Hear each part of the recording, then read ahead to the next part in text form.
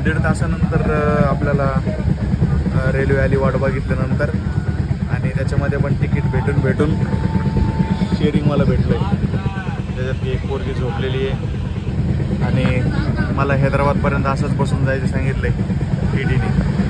तर बघूयात, देव पण म्हणे भाई येताना लय फ्लाईटने आला एन्जॉय करत आता, जाताना थोडं त्रास सहन करून जावं. तर बघूयात मग काय होतं काय नाही.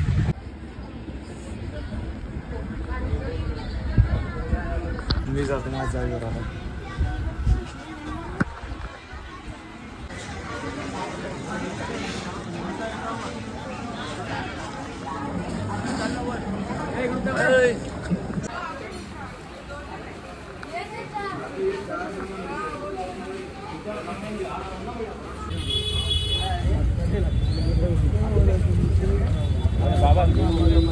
अरे हे आपलं फार पुरातन काचीगुडा स्टेशन आहे. इंग्रजांचं पहिले पासूनचं स्टेशन आहे. हा, इथं निजामकालीन आहे. इथं सैराटची शूटिंग झाली ती. बरं, आज 15 ऑगस्ट निमित्त तुम्हाला सर्वांना स्वातंत्र्य दिनाच्या हार्दिक शुभेच्छा. जय हिंद, जय भारत. जय हिंद, जय भारत, जय महाराष्ट्र. तुम्हाला आज आम्ही 15 तारखेला सकाळी 6:30 वाजता इथं काचीगुडा रेल्वे स्टेशनला आलेलं आहे. आता थोडं आम्ही चाललोय साहेबाच्या ओळखी, थोडं इथं या जागी हा कुठं काहीतरी म्हणले ते, त्यानुसार आपण जाऊ आणि दुपारी 1 वाजता आपली रेल्वे आहे, तर मग भेटू तिथं.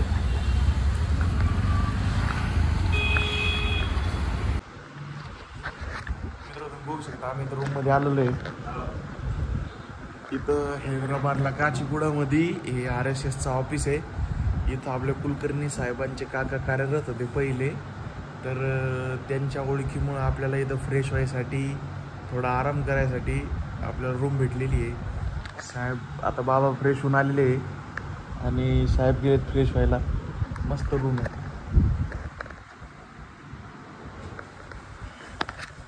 तर आता आम्ही फ्रेश होणार आहे, नाश्ता करणार आहे. काही टेन्शन वगैरे नाही आहे. ओके मध्ये काम आहे सगळं. आणि उद्या सकाळी रात्री 1:30 वाजता आम्ही निघणार आहे. मी नाही लावलं, साहेबांना लावलं. साहेब नाश्त्यामध्ये काय आहे?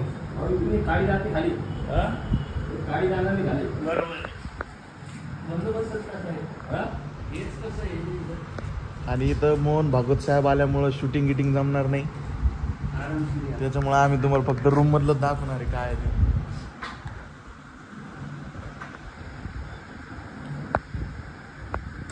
शाकाल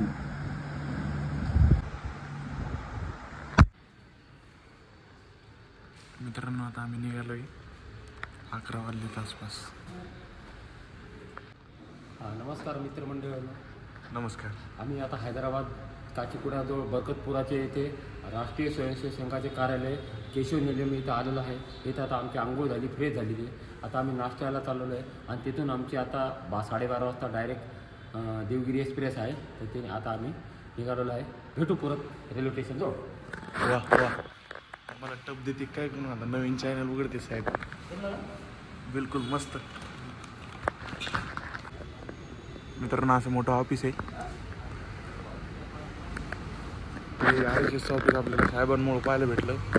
बरं आहे, आराम वगैरे झाला, सगळं चांगलं आहे, रूम वगैरे चांगलं होतं. आता निघालो आपण, जाऊ पुढं.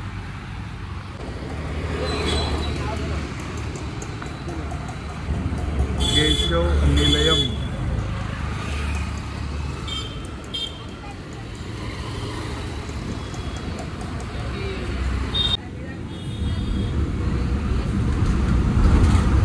आता आम्ही बस स्टँडला उतरून रेल्वे स्टेशनकडे चाललोय पायी. तर इथे स्ट्रीट मार्केट बघत चाललं. सिकंदराबादच्या रेल्वे स्टेशनवर आलेलो आहे. आता इथं मार्केट फिरू लागलेलं आहे. त्याच्यानंतर पुढचं काय कार्यक्रम आहे नंतर तुम्हाला सांगू.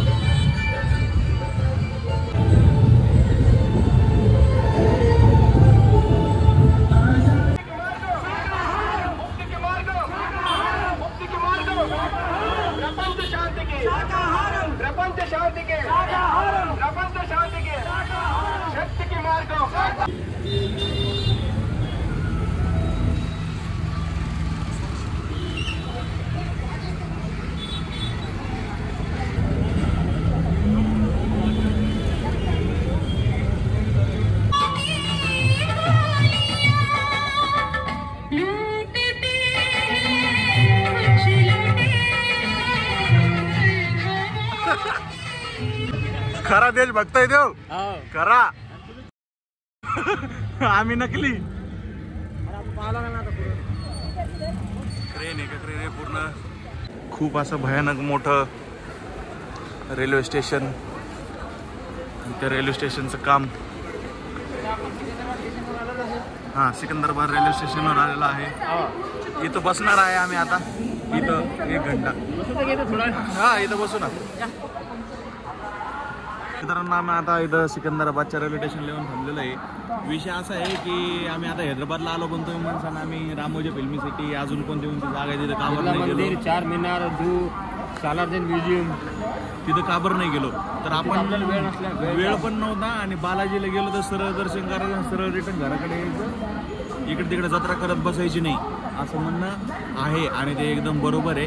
त्याच्यामुळं आम्ही बाकीचं काही न करता फक्त आपलं बालाजी दर्शन केलं आणि आपल्या इथं कनेक्टिंग फ्लाईटमध्ये आपलं ट्रेन होती त्याच्यामुळे इथं आपल्याला थोडं 4-5 घंट्याचं वेट करायचा होता. सकाळी 6ला उठलो. RSS भवनला आपण तिथं फ्रेश वगैरे झालो थोडा आराम केला. नंतर येऊन आता नाश्ता वगैरे केला. आपली 12:30ला ट्रेन निघणार आहे. 1 वाजता म्हणजे इथं येईल. 1 वाजता निघल. 1 वाजता आपण ट्रेनमध्ये बसून निघू आणि रात्री 11:30 वाजता आपण आपल्या घरी म्हणजे संभाजीनगरला पोहोचू. तर चला निघूयात मग.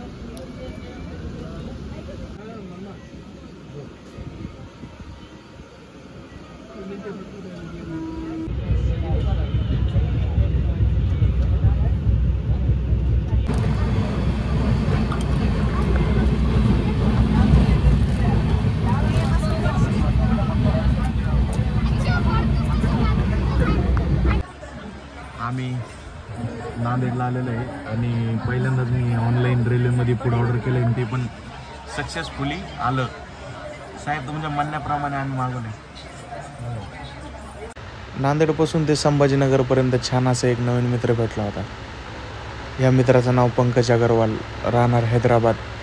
हे शिर्डीला दर्शनासाठी चालले होते.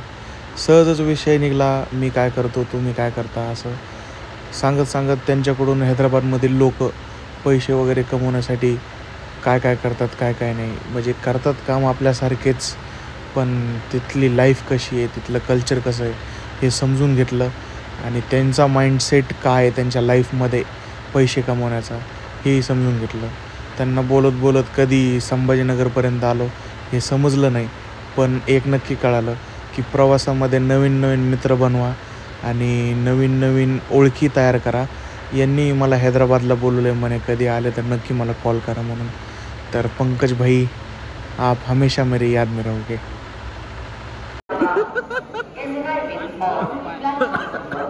कस काय बिर्याणी खाऊन बिर्याणी कशी होती तर चांगला आम्ही पोहोचलोय संभाजीनगरला. चला मित्र चला तर भेटू परत पुढच्या ट्रिपला. भेटू आता पुढच्या ट्रिपला. जय हिंद जय भारत. टाटा. संपला आहे. अरे बापरे बाबा ब्लॉगर झाले. बाबा बोल लागले ना व्हिडिओ मध्ये. मित्र आपला इंजिनियर आपल्याला घ्यायला आलेला आहे. आम्ही व्हिडिओ पण केला होता तरी पण इंजिनियर आला म्हणून आपण व्हिडिओ चालू केला कारण की आपल्या ट्रिपमध्ये जे पण आपल्याला सपोर्ट करतं त्याला आपल्या व्हिडिओमध्ये घेणं हे आपलं खूप महत्त्वाचं काम आहे. तर राहुल भाऊ तू इतक्या रात्रीचं 12 वाजता मला घ्यायला खूप खूप धन्यवाद. तर तुम्हाला एक बोलायचं होतं ट्रिपच्या शेवटी ट्रिपमध्ये माझ्याकडून काही चुकलं गेलं असेल तर तुमचं एक लहानसं लेकरू म्हणून एक लहानसा भाऊ म्हणून माफ करा बाबा. झालं माफ झालं. आणि पुढच्या ट्रिपला लवकरच भेटू अशी आशा करतो. राहुल चालतं मग साहेब म्हणते निघल्यावर करेन यांचे घ्या ना साहेब याव का भाषण घ्या ना त्यांना. हा या आता मस्त आपलं ट्रिप एकदम मस्त झालेलं जगताबामुळे तुमच्यामुळे सर्व. घ्या ना व्हिडिओ. चल एंड कर. आता पुढच्या ट्रिपला परत कधी आता जेव्हा असं तेव्हा भेटू. पाणी नाही हो. आलं करीड. मग काही काम नाही. टाटा. करीड साहेब घरी गेले. मी रावले आता रेल्वे स्टेशन जवळ तुम्ही रेल्वे स्टेशन बघू शकता. तर सांगायचं एवढंच होतं की तुम्ही आमच्या फक्त या ब्लॉगच्या सिरीजमधून एवढंच शिका की मैत्रीला वय नसतं आणि चांगला अनुभव, वेगवेगळ्या लोकांसोबत भेटा, वेगवेगळ्या लोकांसोबत बोला. तुला माहिती आहे आता एक हैदराबादचा माणूस भेटला मला, त्याला मी परभणीपासून बोलत आलो संभाजीनगरपर्यंत. तर त्याचं कल्चर कसं होतं, काय होतं, त्याच्या जीवनामधले काय काय प्रॉब्लेम होते ते मला सांगायला तुम्ही व्हिडिओमध्ये बघितलं असेल. राहुलला सांगतो वेगवेगळ्या माणसाला भेटायला पाहिजे, वेगवेगळं खायला पाहिजे, वेगवेगळा अनुभव घ्यायला पाहिजे. तसं राहुल्याला मी शिकवतो आहे. आता हळूहळू आता आम्ही दुबईला जाणार आहे, त्याच्यानंतर व्हिएतनामला जाणार आहे, थायलंडला जाणार आहे, पटायाला जाणार आहे. पासपोर्ट काढायला पण आधार कार्डवर फोटो लहानपणीचे त्याच्यामुळे आमचं पासपोर्ट निघत नाही. बाय द वे म्हणजे तुम्ही बघितलं असेल मी व्हिडिओमध्ये कुठं जास्त काही बोललेलं नाही, काही नाही, थोडं घाबरत घाबरत व्हिडिओ केलेला आहे. तर कसं आपल्यासोबत एक थोडे आपल्यापेक्षा वयाने जास्त थोडेफार मोठे होते, त्यांना तेच खाली पाहूनच चालू आहे, त्यांना थोडंफार ऑड नाही वाटावं, त्यांना थोडंफार चुकीचं नाही वाटावं म्हणून मी थोडं घाबरत व्हिडिओ बनवले. तरी तुम्ही समजसाल माझ्या भावना, माझं सगळं काही. अशी अपेक्षा करतो आणि लवकरच नवीन ट्रिपमध्ये तुम्हाला भेटण्याचं आश्वासन देतो. जय हिंद, जय भारत. 15 ऑगस्टच्या हार्दिक हार्दिक शुभेच्छा. जय जय श्रीराम. गोविंदा गोविंदा.